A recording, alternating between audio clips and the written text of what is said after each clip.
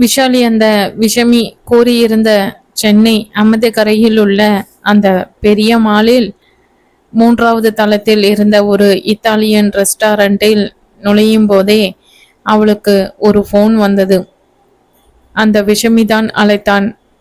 அவன் ஏற்கனவே அங்கு வந்து அவளுக்காக காத்திருந்தான். அங்கே கொஞ்சம் மக்கள் கூட்டம் இருந்தது. பல டேபிள்களில் ஆணும் பெண்ணுமாக, நண்பர்களாக, குடும்பங்களாக என்று அமர்ந்து உணவு உண்டு கொண்டு இருந்தார்கள். இவள் அவன் கூறியபடி அவனை அடையாளம் புரிந்து கொண்டு அவனுக்கு எதிரில் சென்று அமர்ந்தாள். அவன் பார்ப்பதற்கு நன்றாக லட்சணமாக இருந்தான்.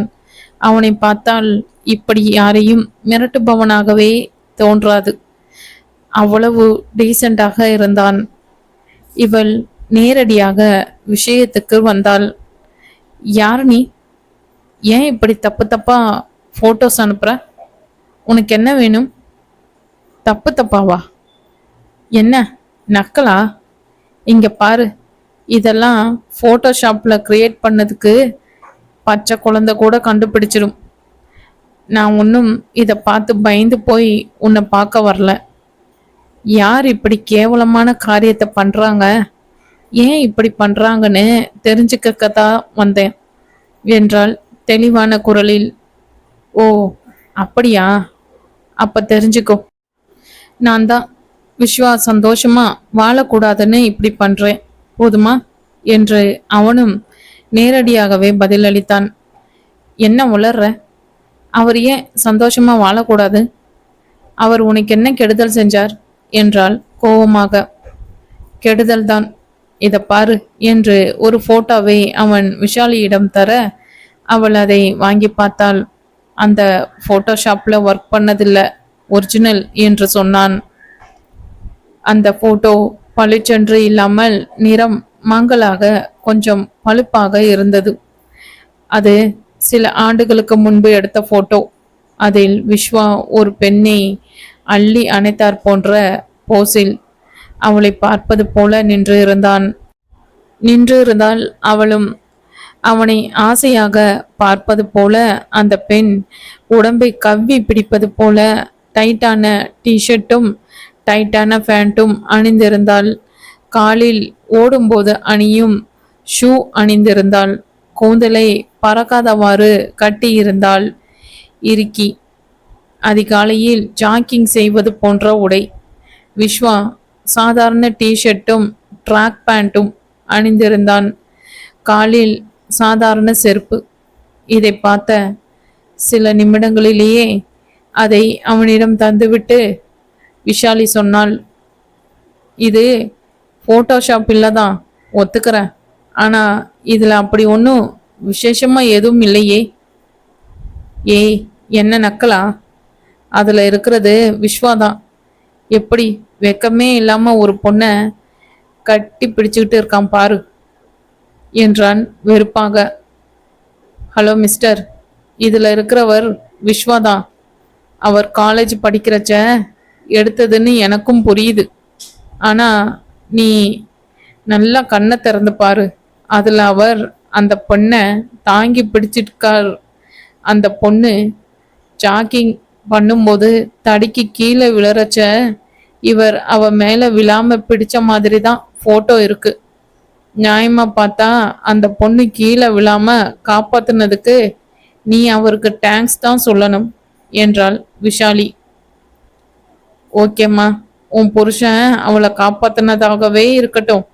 ஆனா இத பாரு என்று ஒரு டைரியை அவளிடம் கொடுத்தான். அது ஒரு பெண்ணின் டைரி. அதில் நிறைய இடங்களில் விஸ்வா ஐ லவ் யூ என்று ஆங்கிலத்திலும் ஹிந்தியிலும் எழுதியிருந்தது. கடைசியாக ஒரு பக்கத்தில் விஸ்வா என்னை ஏமாற்றி விட்டான் என்று எழுதியிருந்தது. இது நிச்சயமா என் புருஷன் கிடையாது. இந்த பொண்ணு வேணும்னா என் புருஷனை லவ் பண்ணி இருக்கலாம். ஆனா என் புருஷன் கண்டிப்பா இந்த பொண்ணை லவ் பண்ணி இருக்க மாட்டார். அது எப்படி உனக்கு தெரியும்? எனக்கு தெரியும். என் புருஷன் எப்படின்னு எனக்கு தெரியாதா? இவ்வளவு தூரம் ஆதாரம் காட்டுற, இன்னுமா நீ உன் புருஷனை நம்புற? என் புருஷனை பத்தி எனக்கு நல்லா தெரியும். என்ன தெரியும்? அவங்க கூட 4 மாசமா தானே குடுத்தனம் பண்ற. 4 மாசம் என்ன, 4 மணி நேரம் வாழ்ந்தாலும் போதாதா? அவரை பார்த்து இப்படியெல்லாம் பழி போடுறியே, நீ யாரு முதல்ல? அத சொல்லு. நான் பசுபதி, இந்த போட்டோல இருக்கிறவளோட அண்ணன். இவ பேரு மஞ்சரி. இவன் கிடைக்கலன்னு என் தங்கச்சி சூசைட் அட்டம் பண்ணினான். ரொம்ப கஷ்டப்பட்டு காப்பாத்தினோம். அப்பதான் இவனை பத்தி நான் தெரிஞ்சுக்கிட்டேன். அன்னிலிருந்து இவனை பழிவாங்க துடிச்சுக்கிட்டு இருக்கேன் என்றான் கடுமையாக. அவனா? ஓ, நீ உன் தங்கச்சி கிட்ட கேட்டியா என் புருஷன்தான் அவளை ஏமாத்தினாரான்னு? அவகிட்ட கேட்காம இருப்பேனா? அவ தான் சொன்னா விஸ்வாதான் என்னை ஏமாத்தினவன்னு. இல்ல, இருக்கவே இருக்காது. என் புருஷன் அப்படிப்பட்டவர் கிடையாது என்றாள் விஷாலி ஆணித்தரமாக. இதுதானே பொண்ணுங்களை நம்பவே முடியாது, அவங்கள நம்ப வைக்கவும் முடியாது. ஏம்மா, இந்த போட்டோவும் டைரியும் பார்த்தப்புறம் கூட உனக்கு உன் புருஷனை பத்தி புரியலையா என்றான் ஏளனமாக. அவரை நல்லா புரிஞ்சதுனால தான் சொல்றேன். அவர் ஒன்றும் நீ சொல்ற மாதிரி ஒரு பொண்ணை ஏமாத்துறவர் கிடையாதுன்னு என்றாள் நிதானமாக. ஏயே, உனக்கு கோவம்? ஒரு பொண்ணை கட்டி பிடிச்சிட்டு நிக்கிறான் உன் புருஷன். அவன் மேல உனக்கு துளி கூட கோவம் வரல? என்கிட்ட அவனுக்காக பறிஞ்சு கட்டிட்டு இருக்கியே, ச்சே என்றான் கோவமாக. போட்டோ என்ன? அவர் இப்போ இந்த நிமிஷம் என் கண்ணு முன்னால எந்த பொண்ணையாவது கட்டி பிடிச்சுக்கிட்டு நின்னாருன்னா கூட எனக்கு கோவம் வராது. அது அவர் கண்டிப்பா அவளை காப்பாத்துறதுக்காக மட்டும்தான் அப்படி நிப்பாருன்னு எனக்கு நல்லா தெரியும். ஒன்று அவ கீழே விழாம காப்பாத்தலாம், இல்லைன்னா உன்ன மாதிரி எந்த பொறுக்கிக்கிட்டாவது அவளை காப்பாத்துறதுக்காக இருக்கலாம். அவ்வளோதானே ஒழிய எந்த ஒரு தப்பான நோக்கத்தோடும் அவரோட விரல் நுனி கூட ஒரு பொண்ணுக்கு மேல படாது.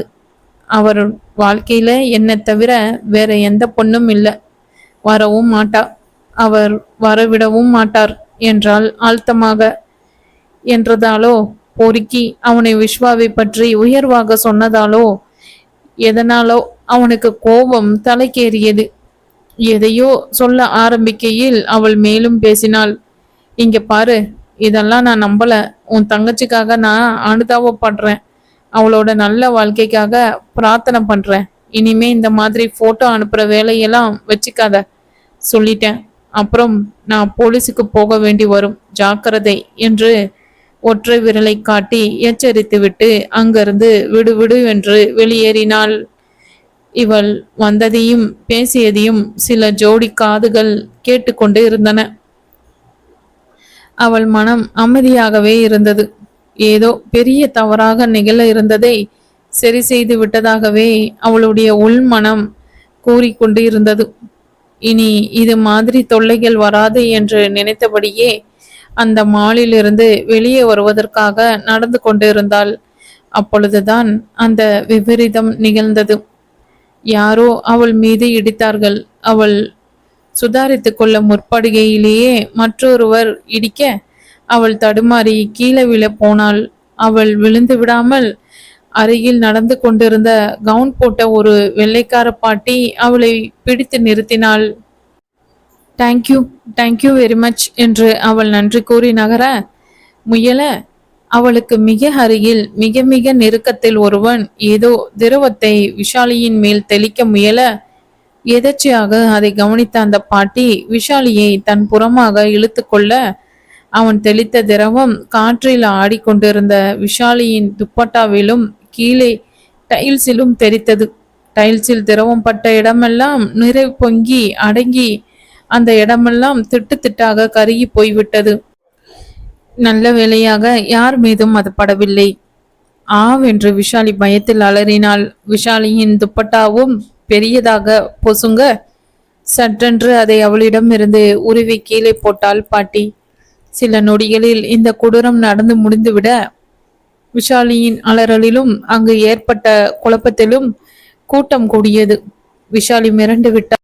அந்த பாட்டியின் கைகளை கெட்டியாக பிடித்து கொண்டு அழத் தொடங்க பாட்டி ஏதோ சொல்லி அவளை சமாதானம் செய்தாள். ரிலாக்ஸ் ரிலாக்ஸ் என்பதை தவிர வேறு எதுவும் விஷாலிக்கு அந்த நேரத்தில் புரியவில்லை. எங்கிருந்தோ காவலாட்களும் போலீஸும் வந்துவிட அவர்கள் விஷாலியிடமும் பாட்டியிடமும் ஏதேதோ கேள்வி கேட்டனர். எல்லா கேள்விக்கும் பாட்டியே பதில் சொன்னாள். அப்பொழுது கூட்டத்தை விலக்கி கொண்டு அங்கு வந்த விஸ்வாவை பார்த்துவிட்டு விஷாலி ஓடிப்போய் அவனை கட்டி கொண்டு அழத் தொடங்கினாள். ஒண்ணுமில்லம்மா ஷாலினி, ஒன்னும் இல்லடா, ஒன்னும் இல்லை, அதான் நான் வந்துட்டேன்ல, பயப்படாதடா என்று கூறியபடியே அவளை சமாதானம் செய்தான். விஸ்வா அங்கிருந்த போலீஸ்காரர்களிடம் சில வார்த்தைகளை சொல்லிவிட்டு அந்த பாட்டிக்கு நன்றி கூறிவிட்டு விஷாலியை அங்கிருந்து அழைத்து சென்று அருகில் இருந்த ஜூஸ் கடையில் அமர வைத்தான். அவளிடம் அவன் எதுவும் கேட்கவில்லை. அவசரமாக 2 ஜூஸ்களை ஆர்டர் செய்து வாங்கி கட்டாயப்படுத்தி அவளை பருக செய்தான். சில்லென்று ஜூஸ் உள்ளே போனதாலோ அல்லது விஸ்வா வந்ததினாலோ கொஞ்சம் தெம்பு வந்ததை போல் உணர்ந்தாள் விஷாலி. அதற்குள் போலீஸ்காரர்கள் இவளிடம் விசாரிக்க வந்தார்கள். மேடம், யார் இப்படி பண்ணியிருப்பாங்கன்னு உங்களுக்கு ஏதாவது தோணுதா? அவள் ஏதோ சொல்ல ஆரம்பிக்கும் போதே அத நாங்க சொல்றோம் இன்ஸ்பெக்டர் என்று கூறிக்கொண்டே சரவணனும் சுப்பிரமணியும் முன்னால் வர பின்னால் 2 பேர் சேர்ந்து அவனை பிடித்து இழுத்து வந்தார்கள். அவன்தான் இவ்வளவு நேரம் விஷாலியிடம் பேசிக்கொண்டு இருந்தவன் தானே தான். யார்ரா நீ, ஏண்டா இப்படியெல்லாம் பண்ண என்றான் விஸ்வா. டேய், உன்னை வாழ விடக்கூடாதுடா, அதான் இப்படி பண்ண என்று கத்தினான் பசுபதி.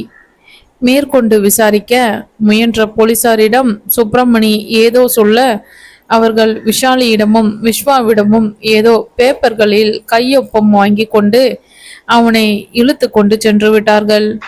சுப்பிரமணி எல்லாரையும் அழைத்து கொண்டு விஸ்வாவின் வீடு வர அங்கே வித்யாவும் வந்து இவர்களுக்காக காத்திருந்தாள். ஏன் ஷாலினி, எதனா பிரச்சனைனா என்கிட்ட சொல்ல மாட்டியா? விஸ்வா கேட்டான். மயிலாப்பூர் போறேன்னு சொல்லிட்டு அம்ஜிகரை போயிருக்க. ஏன் ஷாலினி, நீங்கெல்லாம் எப்படி அங்க வந்தீங்க? எப்படி அவனை பிடிச்சிங்க? விஸ்வா சுப்பிரமணியிடம் சரவணனிடமும் கேட்டான். விஸ்வா, நான் சொல்றத நீ பதட்டப்படாம கேட்கணும் என்று சுப்பிரமணி ஆரம்பித்து வித்யாவுக்கும் விஷாலியையும் சரவணனையும் இணைத்து படங்கள் வந்ததை சொல்ல, அப்போ உங்களுக்கும் இப்படி படம் வந்ததா என்று கேட்டான் விஸ்வா. உங்களுக்கும்னா அப்போ உனக்கும் வந்ததா? ஆமா, எவனோ ஒருத்தன் என் ஷாலினியை அழ வைக்கணும்னு செய்யறான்னு நான் பேசாம இருந்துட்டேன். நான் பயந்து போய் அவர்கிட்ட சொன்னேன். அப்புறம் நாங்கள்லாம் சேர்ந்து உன்னை தெரியாம இதை செய்யறது யாருன்னு கண்டுபிடிக்க ட்ரை பண்ணோம் என்றாள் வித்யா. சுப்பிரமணி சொன்னான். ஆனா யாருன்னு கண்டுபிடிக்க முடியல, விட்டுட்டோம். போட்டோஸும் எதுவும் வரல. ஆனா இப்போ சமீப காலமா விஷாலி என்கிட்டையும் சரவணங்கிட்டையும் சரியா பேசாம இருந்தா. அதான் எனக்கு தெரிஞ்ச டிடெக்டிவ் வச்சு விஷாலி எங்க போனாலும் அவளுக்கு செக்யூரிட்டி ஏற்பாடு செஞ்சேன். அதனாலதான் இன்னைக்கு அவனை கையும் களவுமா பிடிக்க முடிஞ்சது என்றான். நீ எப்படி அங்க வந்த என்று சரவணன் விஸ்வாவிடம் கேட்டான். 2 நாளா ஷாலினி சரியா இல்ல, என்ன பிரச்சனைன்னு கேட்டா சரியா பதிலும் சொல்ல மாட்டேங்கிறதா. அதான் இன்னைக்கு காலையில நான் சாப்பிட்றச்ச இவளோட மொபைல்ல கூகுள் மேப் லொக்கேஷன் ஷேர் பண்ணி வச்சேன். அதான் கரெக்டா என்னால அங்க வர முடிஞ்சது. ஏமா விஷாலி, உனக்கு ஒரு பிரச்சனைனா ஏமா எங்க கிட்ட நீ சொல்லல? இப்படி தனியா போய் அவன்கிட்ட மாட்டிக்கிட்டியே. நல்ல வேளை அவன் தெளிச்ச ஆசிட் உன் மேல படல. பட்டு இருந்துச்சுன்னா என்ன இருக்கும்? கடவுளே, நினைச்சு கூட பார்க்க முடியலம்மா, சுப்பிரமணி சொன்னான். இல்லைண்ணா வந்து சரி, போனது போச்சு.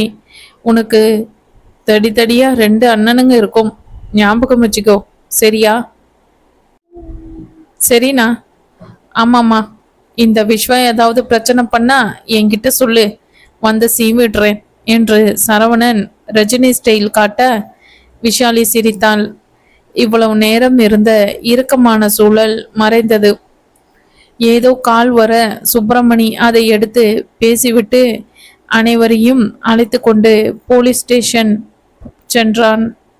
அனைவரையும் அழைத்து கொண்டு சுப்பிரமணி போலீஸ் ஸ்டேஷன் விரைந்தான். சொல்லுங்க இன்ஸ்பெக்டர். சார், இவங்க பசுபதியோட சிஸ்டர், பேரு மஞ்சரி.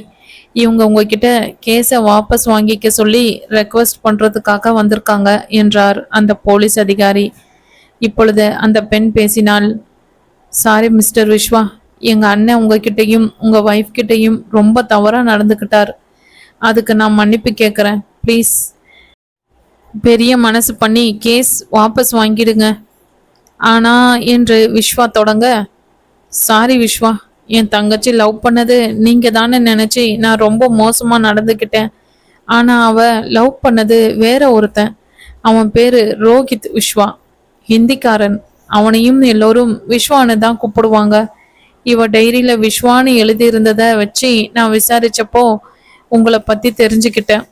கூடவே இந்த போட்டோவும் கிடைச்சது. அதான் கன்ஃபியூஷன் ஆயிட்டேன். வெரி சாரி என்றான் பசுபதி மன்றாளரான குரலில். விஸ்வா அந்த போட்டோவை வாங்கி பார்த்தான். மை காட், இது இது எப்போ எடுத்தது? அதுவும் இது மாதிரி ஒரு போஸ்ட்ல என்று அதிர்ந்தான். எனக்கும் தெரியாது மிஸ்டர் விஸ்வா. எவ்வளோ யோசிச்சும் சுத்தமா ஞாபகம் வரல. இந்த போட்டோவை அண்ணன் என்கிட்ட காட்டுனதுமே சொன்னேன். இவரை பார்த்த ஞாபகம் கூட இல்லைன்னு என்றாள் மஞ்சரி.